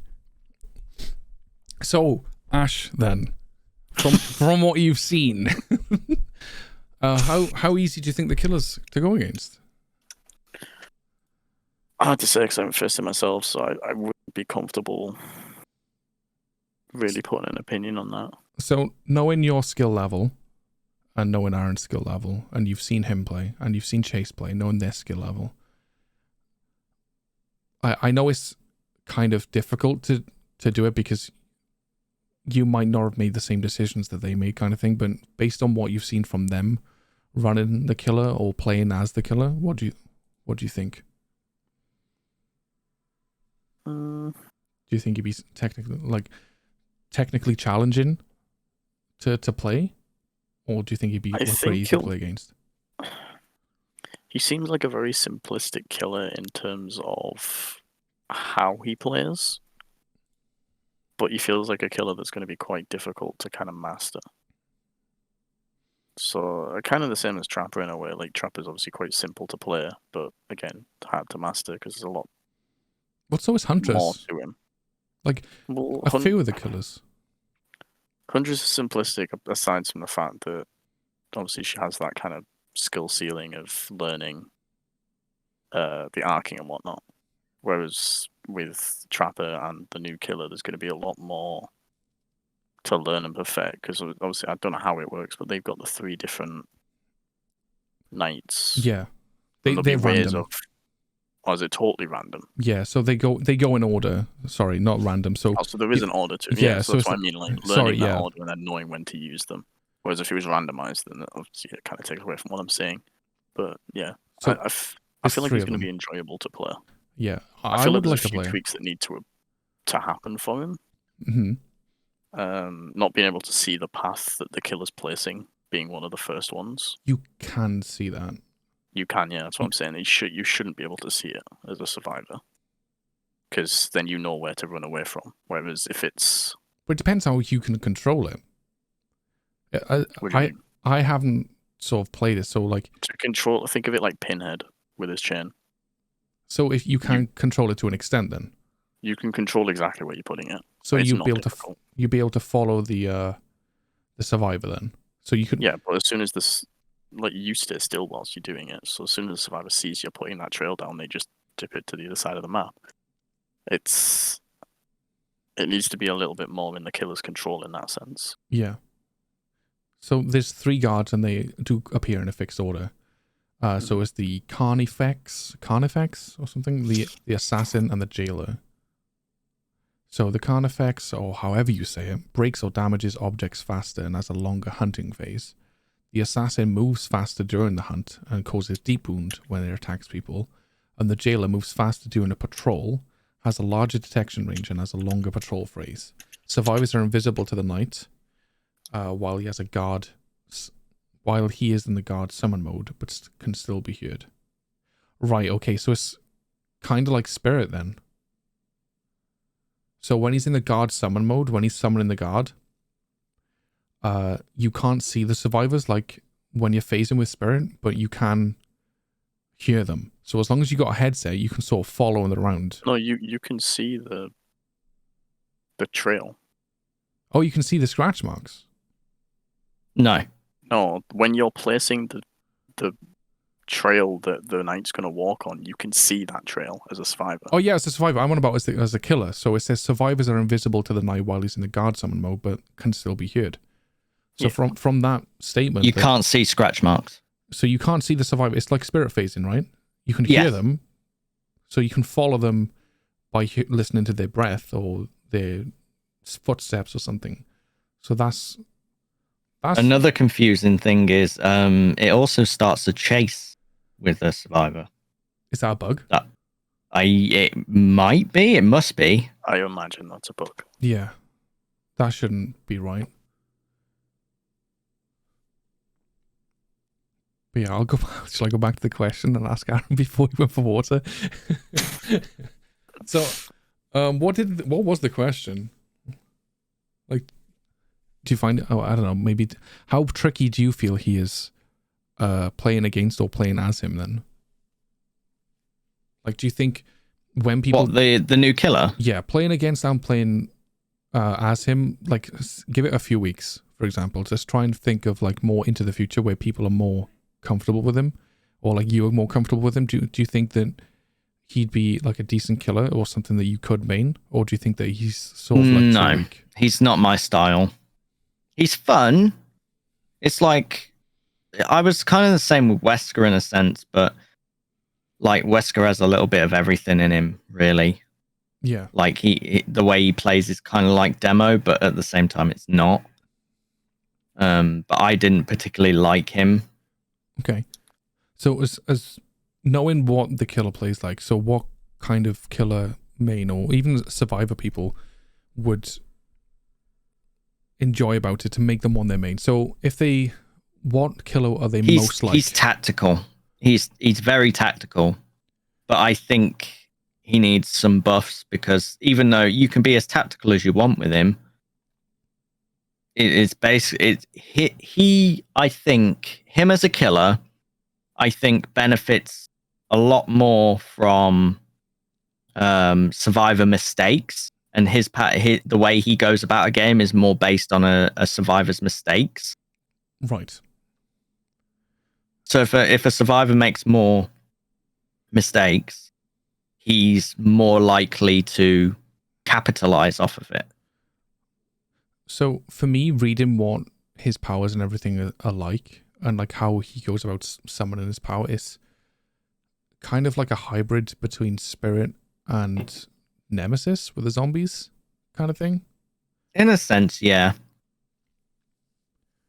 But it's like I feel like the best way to go about his power is to not make a trail, just summon it immediately. Ah, right. So just don't make a trail. So rather than like you said, chasing the survivor with it and then trying to summon it on the survivor to hit the survivor, more just hold M2 until it lets you summon it and then just go instantly. Yeah. So that wouldn't particularly chase the survivor that you wanted it to chase, but it might catch somebody in the vicinity of where you spawned it. Not necessarily. I mean, if the survivor's going to stay at the loop, then they're just fucked. Yeah.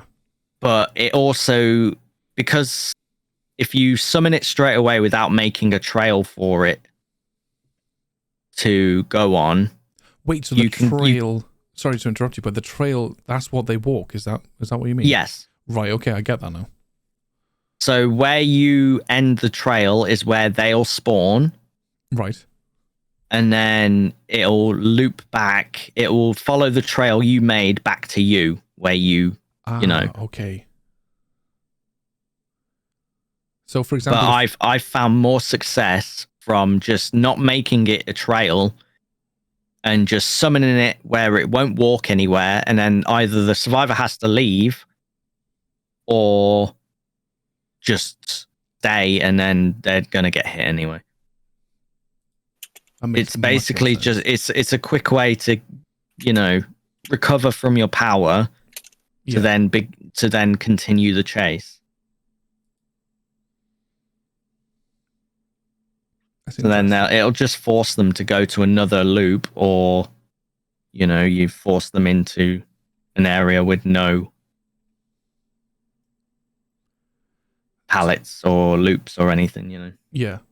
So if it's like a jungle gym or something like that, and you ran it around the jungle gym like once or twice, it would do that entire loop until they go back to the end. Yeah, Right, cool.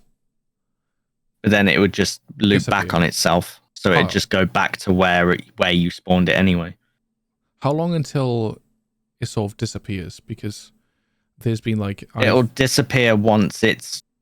So basically, it will follow the trail back to where you are. Yeah. And then it'll go back, and then it'll disappear. so it's kind of like an elastic bang thing. It'll like spread out, come back, and then disappear. Yeah. But then if you summon it like straight away with no trail, it'll follow the trail for about 10, 15 seconds. It sounds interesting. It sounds complicated. Like, unless you know the loops and how you want it to loop, it sounds complicated to use for like a beginner sort of killer. But if you know what you're doing, like as far as the loops go, and you wanted to have it patrolling a loop and not doing what you said, where you just summon it and just let it go, I think it could be quite good. It's just any experienced survivor would just, like you said, hold W and just go. Yeah. And that's the easiest way to get around it. So if you go against that killer, maybe, I don't know, Lithe or something would be the more beneficial perk to use rather than like Sprint Burst, which is pretty much the meta now, isn't it? Sprint Burst and Adrenaline, because that's all I I've love seen. my Sprint Burst. I used to use like Lithe and Sprint Burst all the time. And then I wouldn't say Sprint Burst is now the meta. Dead Hard's still as meta as what it used to be. I don't see Dead Hard nowhere near as much as I see Sprint Burst.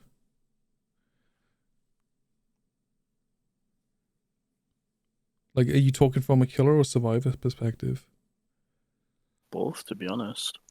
If I'm like solo kill, even just duoing with Aaron, there's normally 1 or 2 Dead Hards every 1 or 2 games. Like, it's still. Yeah, I'd say Dead Hard is still quite prominent.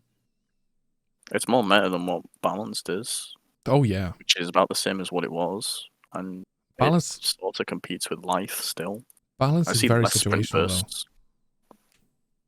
Balance is situational. I personally prefer it, but it is situational. I get that. But yeah, I don't think it's really changed all that much in how much people use it. It's going to be shit on the new map. Like, unless you get to that one. No, you've got the main building. hired platform where the little market is. Yeah, you've got that, and then you've got the main building, which you can jump out of the big window and then go. Yeah. I think that window would have been better if it wasn't just a drop. I think it should have been like a vault.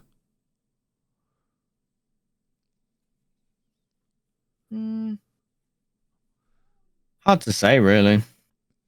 Because depending on the killer and stuff, like for example, a Billy or a Bubba, he can just jump out the window with his power, flip a 180 and just hit you or something, or whatever you land, unless you got balance, obviously. But I'm just glad that they've made, I'm glad they've made a new map, but I just hope they color correct it right. That's the main thing. They probably will. Because enough people, I think, have complained. A lot of big like names as well have sort of either retweeted it or put their thoughts in as well. Like, what was it, Haddonfield rework. Do you remember going into like the downstairs of the Myers house? And it was just pitch black. Like you couldn't see anything. Yeah, I do remember that. Like it doesn't matter what settings you had it on, it was just like black. I think it was fine on console, I'm not too sure. But on PC, it was awful.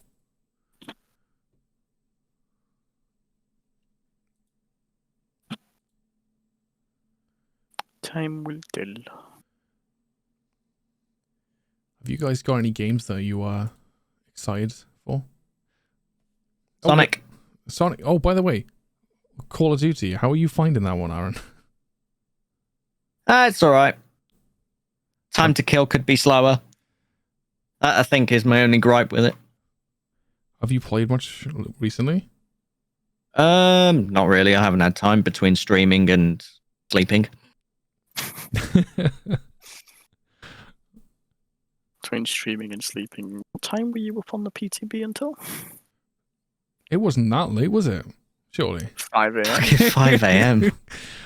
Dude, I didn't sleep. It was awful. Like I was just wide awake. And then I had a job at like 12 that I had to drive to, so I started like 11:15. And I just didn't sleep until like later on that night either. I think I still went to bed at like 2-3 o'clock in the morning that night. Like my sleeping pattern is just screwed up. I need to sort it out. But I don't know if I'm streaming tomorrow morning or not because I got a midnight session. Well, I got an evening session and a midnight session. But it'll be interesting. So what is this Sonic game about, by the way? Is it just like another remake of like the old stuff, or? No. It's a completely new game. I think we went over this last week, didn't we? We did, yeah. Yeah. I explained what it was because we said it was like Breath of the Wild. You're like, oh well, I never played that. So oh right, yeah, now I remember. So, completely open world, all that jazz. Yeah, Pokemon was in the news as well, wasn't it? I can't remember what for. Like a fortnight. Yeah. What? Pokemon's out in like 2 weeks, just over like 2 weeks. 16 days or something. Yeah. I still haven't ordered it yet. Neither have I actually. I've got technically 4 orders of it. Which version are you sat playing? So I just need to cancel one of these, or 2 of these possibly, because I ordered it on Amazon and they came in like pre-order price promise or something. So I'm getting them for like 42 quid, something like that. And I've ordered both of them because I asked my daughter would she like to play it as well. And she said yes. So I was like, you know what? Which one do you want? And she said, I think Violet. And because I wanted, whichever one's got Tyranitar on, that's the one that I'm having. I can't even remember. I think it's Scarlet. Like, I know you can get them on both via trading and stuff, but essentially... Well, you can go on the other person's world, so I imagine you can just catch it. It doesn't really matter. Oh, right, cool, fair enough. The only thing I was, like, thinking about was getting the Legendary. Like, so I can get both Legendaries and whatever on both of our accounts. Or both of our saves. That was the only thing. Because surely I could start, like, playing Violet on my name and then get the Legendary, put that in my Pokemon bank or something, and then do the same thing on Scarlet, and then just have them both in the same game. Pokemon Bank won't come out for it for like months. If it really? becomes... Yeah, they never bring it out straight away. Because that's what I did on the Sword and Shield, I want to say. You might have done, but it didn't come out on... Pokemon Bank didn't come out straight away. It was about a month or so after it got out that Pokemon Bank was compatible with it. Oh, okay. To be fair, though, I did complete the entire story and stuff before I used Pokemon Bank. I wanted to catch as many Pokemon as I could. Have you only got the one Switch? Yes. That's a problem. Well, your other option would be getting online and trading it to a friend, because I know me and Aaron are getting it, but I know Aaron's not too keen on paying for the Nintendo subscription. Because he wouldn't use it. Whereas I probably would just because battling would be on there. So Yeah, that's the only thing. I don't know whether to or not. I haven't decided yet. Yeah. I normally get it for like a month for each Pokemon game, just because I like to mess around and see what the meta is for like battling and just testing stuff out. Wait a sec. But I You don't have tend to to pay for it longer than that. you have to pay to get Nintendo Online to trade. Yeah, it's an online service. Shit. I didn't realize. Like Yeah, unless you're doing it over like LAN or local, okay. you need the online to trade. Like if me and you wanted to trade, we'd have to pay for online because it comes under the Nintendo subscription to be able to do things like that. That's crazy. Like things like that, I think are a bit silly. Like if you was Well, it's playing, no different to PlayStation or Xbox. no, I know, but like Pokemon is a different kind of genre game. Like if it was Mario Kart, yeah, fair enough, pay for Nintendo Online. But like trading a Pokemon, that should be fine. But if you wanted to like play multiplayer, like join each other's worlds, or I imagine that'll be something you have to pay for. Yeah. yeah, like I can imagine that paying for that, that's fine. But if you just wanted to trade Pokemon, and you have to pay what is it a month? Like maybe 7 to 10 quid, something like that. Yeah, it's somewhat dumb. But you get around it because a lot of people just go for the free like the 3 month subscription or whatever it was. All right, That's okay. what most people do. So they'll like finish the games, get the Pokemon they want to trade, then get the online free subscription, Yeah. and then trade everything they want to. But yeah, you have to pay to trade. Well, we'll see. Because like we've got both of them coming, so Yeah. And I think if you need to pay to play with like you and Aaron, like if you guys wanted like a little old me you will joining, do. yeah, you'd need to pay for that. So it depends on what you and Aaron are doing. If you guys are streaming it and then you're playing together, Aaron's gonna have to pay for online. So I probably will as well. Well, I think the way, because we haven't actually discussed it yet, but I think the way Alan was imagining was just sort of playing side by side kind of thing. Aaron, when I so not mentioned actually before, joining your worlds. You weren't sure. But yeah, we haven't like properly discussed it yet, so. But I'm excited for it. It seems pretty cool. It'll be interesting. There being like 3 different routes to take for what to do, it's going to be new. Yeah. I won't feel like just playing Pokemon for the sake of playing Pokemon. It'll feel like there's a lot more to it, so. I think very interesting. I don't think I'll stream it because I was planning on streaming it, and every time I plan on streaming a brand new game, I noticed there's like people in my community that doesn't want to see it, like because they want to play it themselves. Yeah. So it's just like it's kind of a catch-22. Like you want to stream a new game or whatever because you can reach that audience that want to watch it, but then at the same time, like all your regulars and stuff like that are there for any game that you play. They don't really want to see it because of them playing it themselves. It's kind of difficult. So I think then it stops me from playing it because it's the same thing that happened with Dying Light 2. I was psyched about that so much. But then like a handful of people from my Discord were like, oh, well, I'll try and lurk or whatever, but if I hear things like spoilers and stuff, like I can't kind of thing. So I was like, yeah, that's fair enough. But then because there was so many people coming in and saying that, I was like, you know what, I'll just like stop playing it for like a month or so. And then all of a sudden I just never picked it back up. Yeah, just lost interest. And I loved Dying Light 1 and Dying Light 2 was absolutely phenomenal, and they brought out new DLC and stuff like that, and like it was sick. Like honestly, like I can't wait to play it. Like we might be able to play that with Ryan again, actually, because of he's got a new computer now, so I'll ask Ryan to download it so we can play it. I'm sure Max will play it. I bought it for both. Well, I bought it for Max and not Max. Sorry, I bought it for Smurfus and Ryan. So maybe we'll be able to get 4 of us together and play it. It'd be sick. Yeah, it's a game I still need to finish as well. I got it on PS4, I believe, but it was very much unplayable on the PS4. Yeah, I can imagine. And I think not long after I got a PS5, and then just because it was like a week after picking it up, I just kind of lost the hype for it. And yeah. Didn't go, like, I love the franchise, but I just didn't go back to it.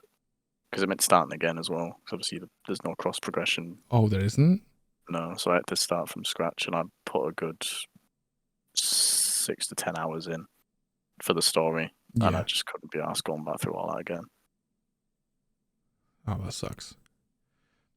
Yeah, I think I'll be chilling with just like Pokemon offs, and if you guys want to play, trade, or do whatever, like I could just like hop on with you guys. But I'll just be chilling with it. Just so I can enjoy it, you know. Yeah. Yeah. I don't know what else is coming out. Oh, see, I want to ask, but then I don't want spoilers either. What did you think of Outlast Trials? Because I do have the playtest, but I haven't actually played it yet. Yeah, me, Chris, and Ross played it. It's very good. I'm worried about its replayability. I've seen a load of Outlast people. 1 and 2 have replayability? I didn't feel Yeah, like but it was Outlast 1 and 2 a multiplayer game. Ash. True, I suppose. How did you get it? Did you have Signed to up for it. Sign up on the website or something, yeah? Pretty much. I've got the Outlast games on Steam. I just don't think I've played them. You haven't played the Outlast games? Never. Because right, that needs to change. right, can I just say the reason being is because every time I've played horror games, they've not been scary, and I'm thinking Outlast is. people want to see me scream like a little bitch. So I don't want to play games that they think I'm going to scream like a little bitch and not scream like a little bitch. But because I don't want it to be a disappointment for them. But at the same time, I've noticed that the medication that I used to be on has severely fucked my brain chemistry up. And essentially, I jump at everything these days. Because it's given me like severe anxiety problems and like it's screwed me up essentially. So this is why my alerts scare me because it's like, and this is why certain like sounds and stuff like that. So I think when I played with Dixper, maybe every couple of like massive jump scares, it would shit me up. But now pretty much every jump scare would probably shit me up because of that reason, because whatever that medication did to my brain, like it's just screwed me. So I think maybe now would be a good time to play the Outlast games because I've got 1, 2, and Whistleblower, whatever that is. Is that a DLC? Whistleblower was a DLC for the first Outlast. Right. Okay. So I've got those, so I'd be able to play it. So maybe it won't be entertaining to watch me scream like a little girl. Honestly, I think Outlast, Alien Isolation. I've never played any Alien Would you game. class Resident Evil as a horror game? What game? Resident Evil. Would you class that as a horror? I've been asked to play Resident depends Evil. on the game. Which one's the multiplayer? 5? I don't know. I've got I won the Vommy Mommy one or Dommy Mommy one. That was 7. 7. No, Village. 7 was Village. Biohazard, wasn't it? Yeah. So yeah, Village was that one. But no, in terms of like really fucking good horror games, I would definitely say Outlast and Alien Isolation are like the major 2 that you need to play. Because I know we were talking about today, I found out that Aaron hasn't even played Alien Isolation. No. That Nope. game's fantastic. Is it multiplayer? No. I was going to but say, if it's multiplayer, we should play together. Just a dry run on it. The AI in Alien Isolation learn. It learns. So say you, obviously you know it's Xenomorph is like the main thing you'll be running from.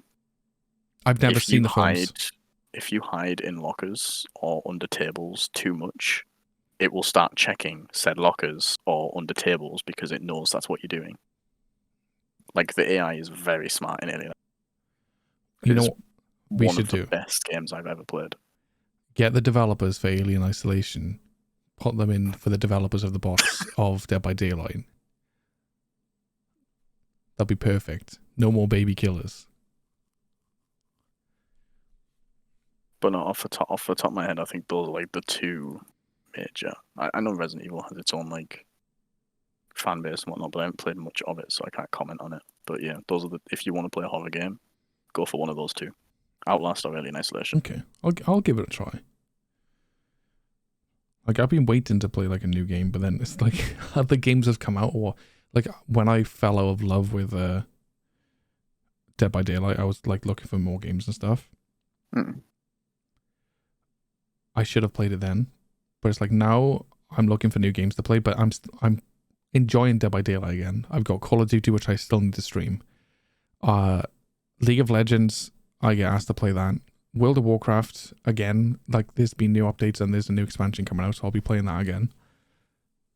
It's just I need to find time to like play it on stream, or just make more days to stream, or just try and make more time to stream more than anything. Because it'd be fun. Because I like making myself look like a dick. Because it's funny. Because it makes people laugh. And making people laugh is like a good thing. Well, look, if I can like bring a bit of spark or happiness to someone's day, I'm gonna do it, whether or not I'm screaming like a just the little word. bitch. I enjoy being a dick. Do you mean like looking like a dick? 'Cause Both. you're not gonna be a dick if you're playing horror. Both. You're just gonna both. look like both. one. Like both, dude. Being and doing. Well, I don't know. See what I mean? Brain cell. Brain cell moment.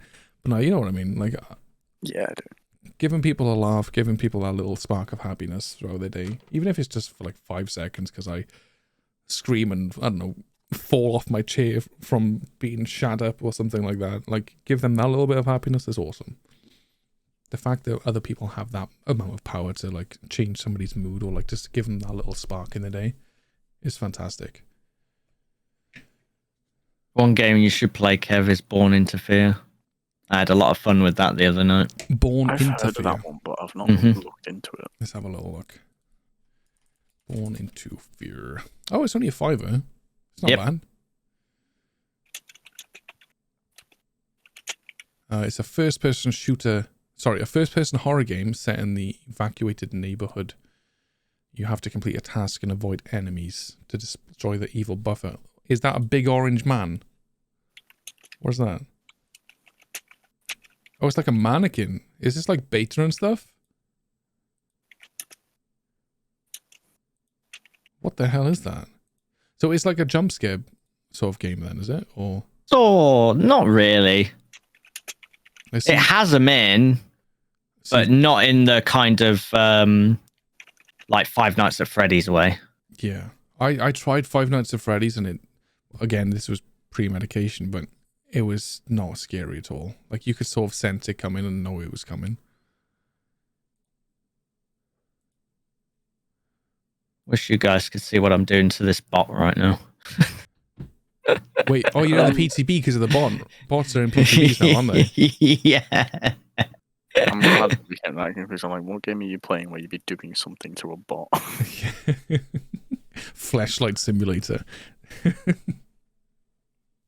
So fucking confused. Yeah, so I'm not sure how much the Pokemon game is, but I'm getting it for like 42 quid. Yeah, it's $42.99 at the moment, instead of 50 quid. So that's I pretty think cool. you were getting Violet, weren't you, Aaron? Because you wanted me to get Scarlet. Yeah. So I'll have to order that. Unless I get it from my local supermarket. So at least I can guarantee that I'd be able to like sort of play it whenever we decided to stream, rather than waiting in all day for it. It says the release date is Friday, and it should be delivered then as well. So it's like it'll probably It'll be be like delivered that one day. on Friday, Yeah, but it could turn up at like 7 PM and then I'd have to install it, by which time it doesn't take that long, does it? this is my internet we're talking about. Why do you think I don't install a PTB? Fair enough.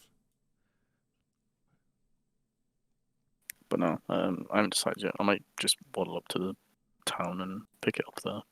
Yeah, that's fair enough. The only downside to that is if they just run out of stock. I'm kind of fucked. Don't they have like a pre-order thing that you can pre-order? That's a point. They probably do actually. I might be able to do that. Yeah. See, not just a single brain cell. Sometimes it can be powerful. Caveman. But I don't think there's, apart from the games that we've already discussed, I don't think there's that many games, if any, that I'm sort of like excited for. I know you were talking about Need for Speed, I think. Oh, fuck yeah. Yeah. I'm so excited for that. When is that? Early next year, isn't it? 2nd of December. Oh. Or is it Need for Speed Unbound? Yep. It looks like a mobile game.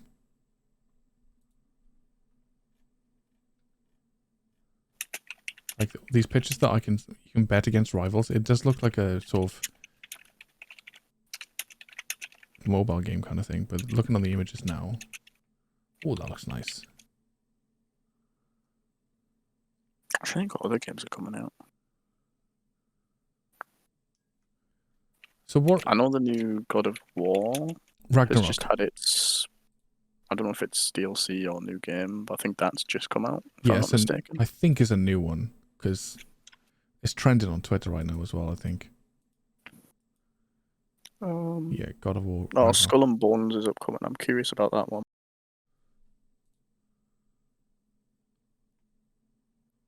Obviously, the new Assassin's Creed is coming next year as well. I'm not sure if I want to like invest any more time into Assassin's Creed as well. It's like that was another game, but that was a totally different one that I lost the love for because I loved playing it. It's just my computer at the time just shat its pants for some reason, and it's the same stuff that I got in there now. I can play the games no problem, but I think it was because it was at the start of the playing. There was like memory leaks or something, and they just wouldn't get fixed. And if I was streaming at the same time, it would do it when I wasn't streaming. But essentially, if I was streaming the new Assassin's Creed, I would play for a certain amount of time, and then my computer would slow down to a halt. Like the more I played it, so I could only stream. Say for example, I'd stream for 4 hours. I could probably stream for 2.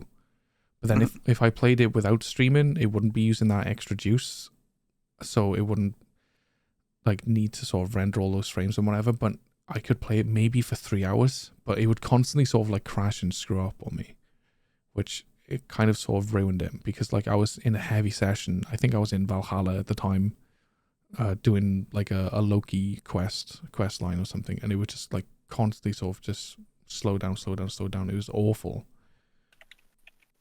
Like with the point though, if I tried to alt and tab out just to close the process or something, I would alt and tab and it just wouldn't do anything for like 5-10 minutes.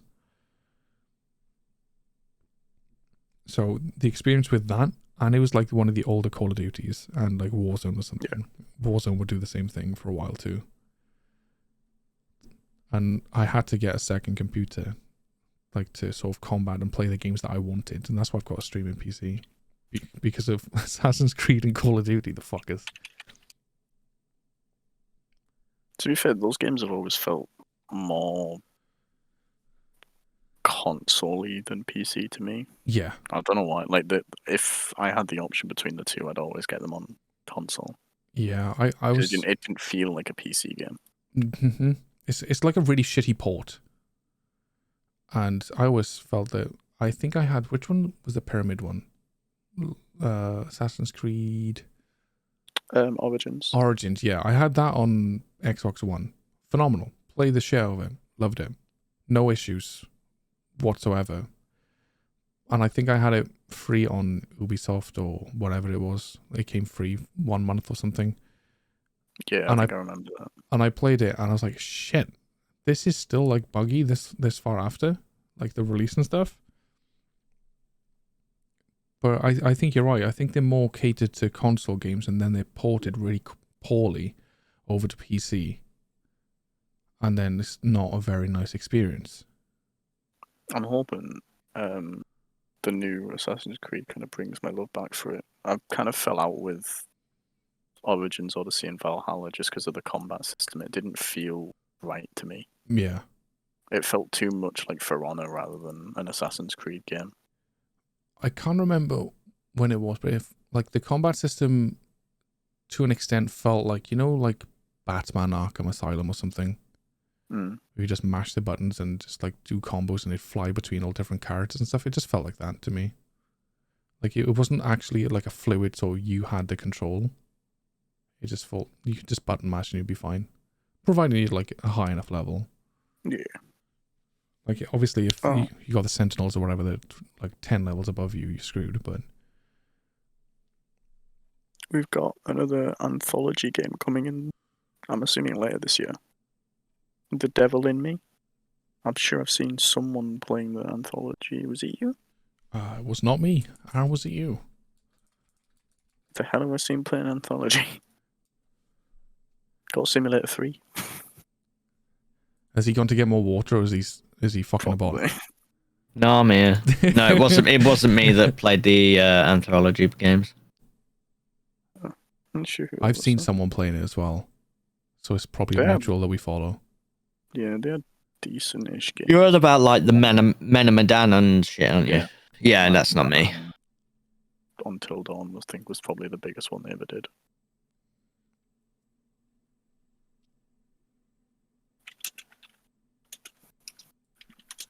Oh, the new Dead Island game's next year. I didn't know that. I remember when they cancelled that and then brought it back from the dead. Yeah, I thought it was done with. Sorry, I coughed. Because it was Quicksilver that were behind that. But then Mm, Quicksilver went bust. You know a game that they should bring back from the dead?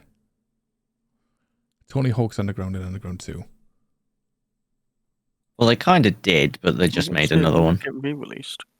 Yeah, Yeah. they should just re-release it because I want to stream it, but I don't want to pirate it because the pirated version is like, what is it, THPS HD or something like this. It's Tony Hawk's Underground 1 and 2 merged into one, so they all have the maps and stuff. But I don't think the story in that's there.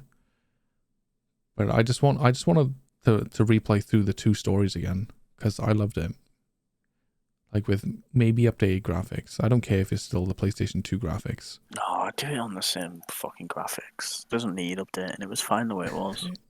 Like part of me wants to just get like a PlayStation 2 emulator and do it and just play it. You probably could, to be fair. Yeah, I could. I imagine you probably be able to set up some sort of streaming software to the PlayStation 2. Oh, my PlayStation 2's have the attic though. I like my Xbox and PlayStation 4 in the bloody, I got like this IKEA storage behind my monitors and stuff, and like they're just in there. Like as soon as I sorted my room around this orientation, they just went instantly in the box and they just never came back out. But I do want to get back into, I want to get the fat PlayStation 2 again. Because when I get like a load of like spare income where I can just spend on what I want for collector's issues, I would like to get my old consoles back and the rest of them. Because having like a games room with like the SNES, the NES, bloody GameCube, Dreamcast, Sega Mega Drive, all that kind of stuff, all the PlayStations, because I had like a PlayStation 1, the big fat thing, big grey one, and then I had the little mini sort of white one. Like, and they were pretty cool. It'd be nice to have those consoles like all on the same sort of thing. Yeah. Well, I've seen a lot of videos of people combining like all of the consoles as well, and actually just making one console with. I feel like it'd be incredibly complicated to do, but that was cool to see. I just like looking at them. Put them on a little glass things to look at. Just frame them. Yeah. No, it'd be pretty cool. What are use you that doing game to the for, Aaron? Oh, poor bot, Aaron? Look in podcast chat. Oh, the text chat. I keep going to the Discord chat. Wait, you've got on the roof? I've got on the roof. Fucking hell, this- I thought you'd at least wave for us so we could witness it, you fucker. Now I'm on the roof of the main building. Jesus. Do me a favor, don't say anything about it. so when it comes out, you can do it in live. Is There's it a new hard to get Power on? Wash Simulator coming out. You've got to get the right RNG. But yeah, it's possible. Oh, that screenshot that you've sent me. This is what I was on about. See the short sort of like wooden sort of sticks essentially holding up the wall? As a nurse, this is what I mean. You can see straight through that. You can see what's behind it. So as a nurse, you don't even need to predict. You can do that on Shack now anyway. You can't. There's only certain parts of Shack that you can see through, and it's very difficult. That you can see through it all. Like if you look through the window at Shack or whatever, like you need to sort of be at a certain position. Some of the Shacks you can see like through the corners and whatnot as well. Dead Dog's one of them. Yeah, but this particular one, you can see through it all. Like you don't have to be at a certain angle. You don't have to be anywhere special to see through. You can just see through it. Yeah. So that's what I mean. It's all sort of like powerful. It's too powerful. And look at the distance that he can see as well on that. Yeah. Like how much everything is the same sort of level. It's a paradise for hatchets. You'll be good, Finn. So I'll tell you what, do you want to end the podcast there so we can jump on the PTB with Link? Because I want to play it now. It'll take me too long to install it. I wouldn't. It's not that long, is it? No, it took me 2 minutes. It'll take me like 40 minutes to fucking, because you got to install it. It's 1.5 gigabytes. This is my internet, buddy. They shouldn't take you that long. Every PTB takes me half an hour. For 1.5 gig? Mm-hmm. I saw your internet speed. I'm fairly certain it was fine. They should have done it in a decent manner.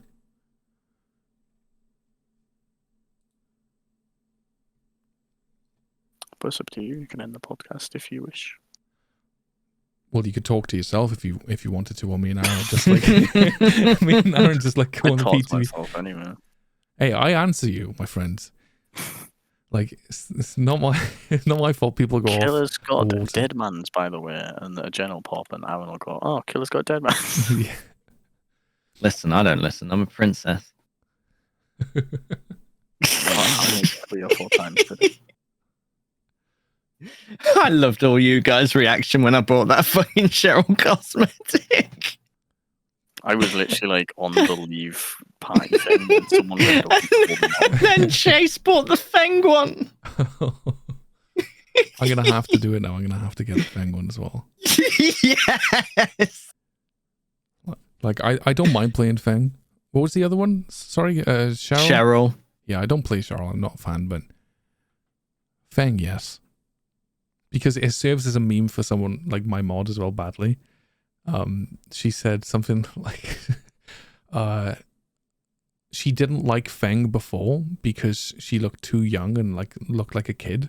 But now with the new graphics update, she looks more mature and she fancies her or whatever a bit more now. So I was like, looking nice and mature there. And like, I just ripped the piss into her about the Feng now. It's just like a running sort of joke and meme. So me being dressed as now when I'm with her, it'll be hilarious. Oh dear. So, do you want to call the podcast? Yeah. Coming on the PTB? Awesome. Right. Do all that funny stuff that Ryan tells you to do, guys. Like, subscribe, comment, blah, blah, blah. We're going on the PTB now, and and Ash can watch us. Yeah, we'll probably have to sit and watch. Yeah, because he's a sado, and he thinks that he doesn't have fast enough internet, but I bet he does. Little bitch. Yeah, little bitch. Yeah. But yeah, hope you have a fantastic day or whatever you're doing right now. So yeah, like, comment, subscribe, and we'll see you next week. Bye-bye. Bye. Ryan, you still suck.